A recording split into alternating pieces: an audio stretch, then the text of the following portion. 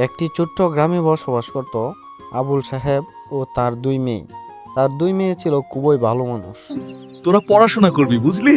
হ্যাঁ বাবা, আমরা বড় হয়ে অনেক কিছু করব। আমরা অনেক ভালো মানুষ হব, মানুষের উপকার করব। তবে হঠাৎ একদিন সকালে উঠে দেখে তাদের বাবা মারা গেছে। তারা কষ্টে কান্না করতে শুরু করে। তাদের বাবা মারা যাওয়ায় তারা সম্পূর্ণ অসহায় হয়ে পড়েছিল। তারা কি খাবে, কোথায় থাকবে কিছুই বুঝতে পারছিল না। আপা, এখন আমরা কি করব? আমরা শক্ত হব রিমি, বাবার স্বপ্ন ভাঙতে দিব না। কিন্তু খাওয়ার টাকা? আমি কাজ করব, তুইও আমার সাথে থাকবি।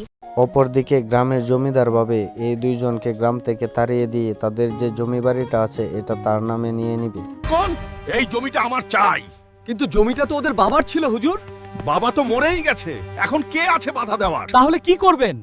এরপরে জমিদার তাদেরকে মিথ্যা অপবাদ দিয়ে গ্রামবাসীকে নিয়ে তাদেরকে গ্রাম থেকে তাড়িয়ে দেয়। এই দুই মেয়ে অশুভ, ওদের জন্যই বাবা মারা গেছে। এটা মিথ্যা, আমাদের বাবা অসুস্থ ছিল। চুপ, গ্রাম ছাড়ো। তাদেরকে গ্রাম থেকে তাড়িয়ে দেওয়ায় তাদের থাকার আর কোনো জায়গা ছিল না। তাই তারা জঙ্গলের দিকে রওনা হলো। আপা, আমার খুব ভয় লাগছে। আমরা কি আবার কখনো বাড়ি ফিরতে পারবো? ভয় পাস না রিমি, আমি আছি তো। আপা, এটা তো অনেক ভয়ঙ্কর। হ্যাঁ, কিন্তু আমাদের আর উপায় নেই। যদি বাঘ আসে?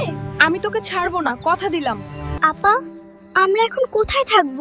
জানি না, মনে হচ্ছে পৃথিবীটাই আমাদের শত্রু। আমরা কি মারা যাব? তারা দুইজন যেই গাছের নিচে বসে এসব আলোচনা করতেছিল, হঠাৎ সেই গাছটা সজাগ হয়ে তাদেরকে বলল, আমি এই জঙ্গলের রক্ষক গাছ, আমি তোমাদের নিরাপত্তা দিব।